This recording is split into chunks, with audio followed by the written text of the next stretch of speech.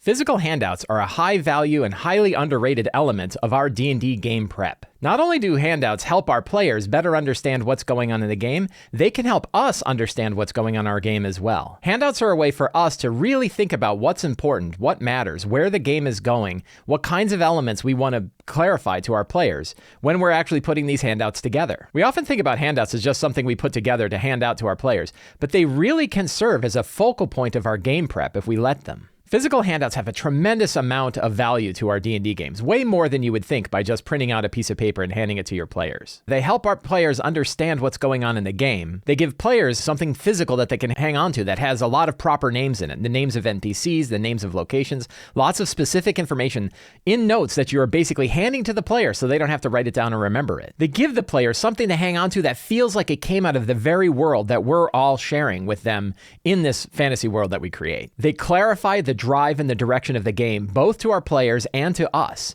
They talk about what's important. They talk about what's going on. They talk about who they should be paying attention to, what threats might occur later, what locations they might be heading to, what treasure they might find. Many of the 8 steps from Return of the Lazy Dungeon Master can be captured in these notes that not only we're writing down to help us remember, but then handing to the player so that they know what's important as well. Also, handouts are easy and fun to make, and we're going to talk about how to make some handouts right now. So over on the left, we have an example of a handout that I actually used in an Empire of the Ghouls campaign. This is something I put together that was a note between a superior villain and a subordinate villain. There's a bunch of different things that I wanted to highlight in this note, pieces of information that I wanted the characters to pick up on, including names of places like the People of the White City, locations of Morgoth, Daracon, factions of the Red Sisters, the 2 people that the note are actually between, including Felixia and Rekka Meseros, including her title, Grand Inquisitor of the Red Sisters. I wanted to highlight a bunch of information. I wanted to tie in some information that the characters knew about, but also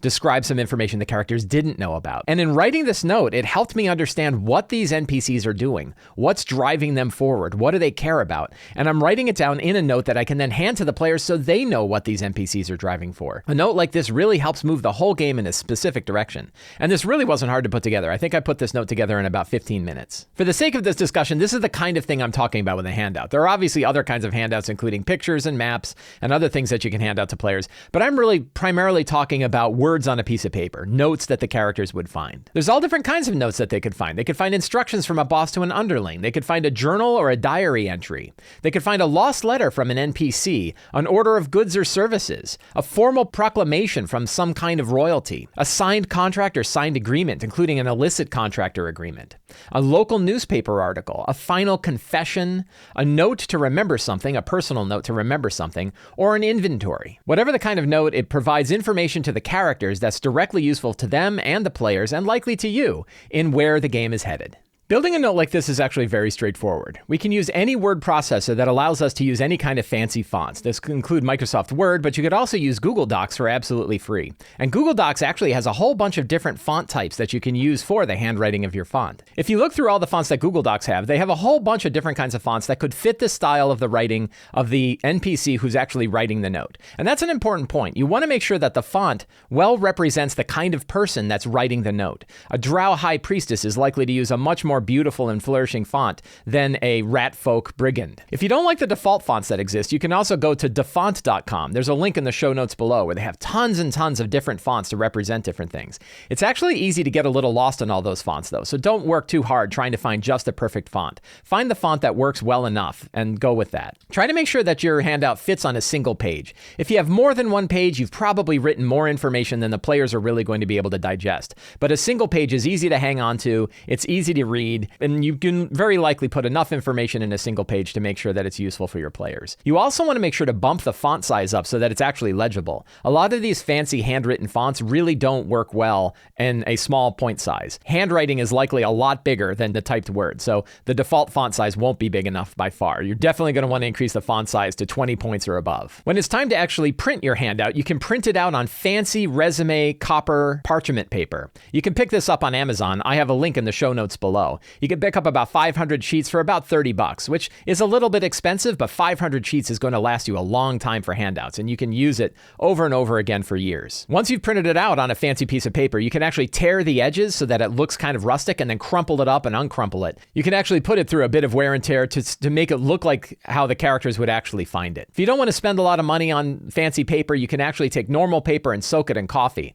If you have more time than money, this is the way to make it look kind of authentic without having to spend a lot of money on fancy paper. Now, if you're like most people and you happen to be running your game online, you can still put handouts like this together. You can still type them up. You could either take screenshots from your word processor and pass that along as a digital note. You could even put a fancy background behind it to make it look like a rustic note. You can even take the text and email it to your players between sessions. So there's a bunch of ways to use handouts even if you're using an online game. When you're writing a good handout, it helps to keep a few things in mind. For one, you want to be writing it from the point of view of the NPC who's actually writing it. You want to put yourselves in their mind. What do they want? What are they trying to tell to the person they're writing it to, even if they're telling it to themselves?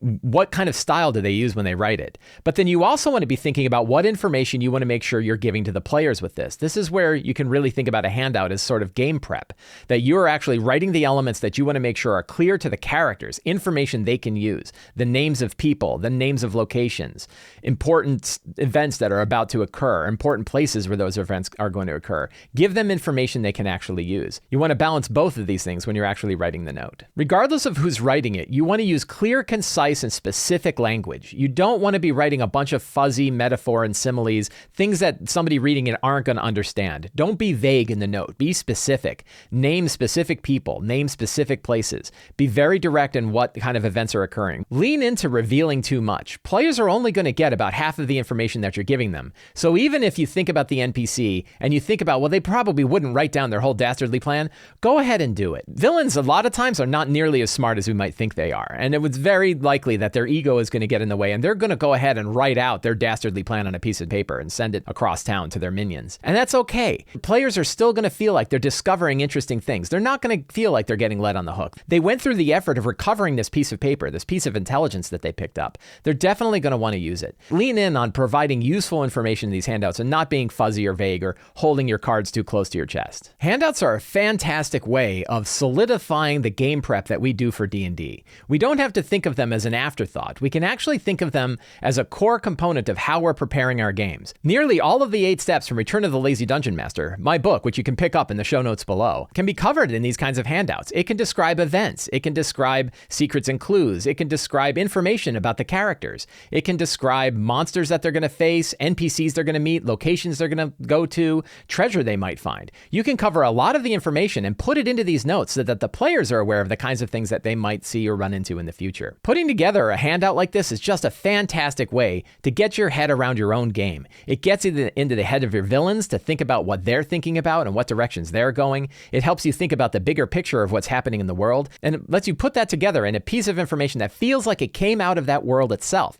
and you're able to hand that to the players so that they can use it. So the next time you're sitting down to prep your game, put together a handout that you can actually hand to your players, something that you can give to them. Give it a try, and I think you'll find a real high value in putting together handouts for your players. If you enjoyed this video, you can get more tips and tricks like this by subscribing to the Sly Flourish newsletter. The link is in the show notes below. Subscribers get a weekly D&D newsletter sent directly to their inbox along with a adventure generator PDF. You can also pick up any of my books. I have brand new offset printed versions of Return of the Lazy Dungeon Master, the Lazy DM's Workbook, and the Lazy DM's Companion. That's all available in the show notes below. You can also support me by becoming a patron of Sly Flourish. Patrons of Sly Flourish get access to all kinds of exclusive material, the City of Arches sourcebook, a bunch of different exclusive adventures, access to the Sly Flourish Discord channel, video previews, a monthly Sly Flourish Q&A thread. You get all kinds of great things for subscribing to the Sly Flourish Patreon. And lastly, you can share this video with your friends, subscribe to my channel, pass it along, like the video, add a comment, or let other people know how much you enjoyed this video. Thank you very much. Have a great day, and get out there and play some D&D.